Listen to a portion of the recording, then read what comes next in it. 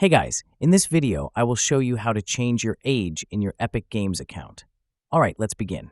First, open the Epic Games launcher or access it in a web browser and click on your profile icon. Then, select Account to open a new tab in your browser and you'll see your account settings.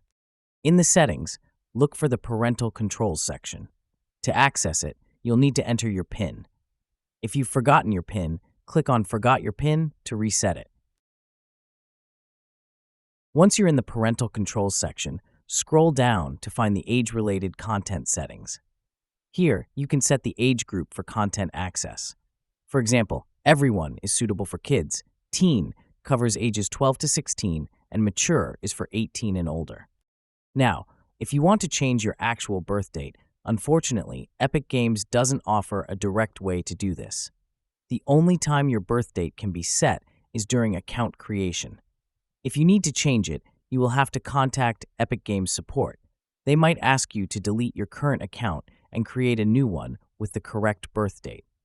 So that's basically how you can change your age settings in your Epic Games account. And that's it for this video. If you find this helpful, consider subscribing and giving this a big thumbs up. Thanks.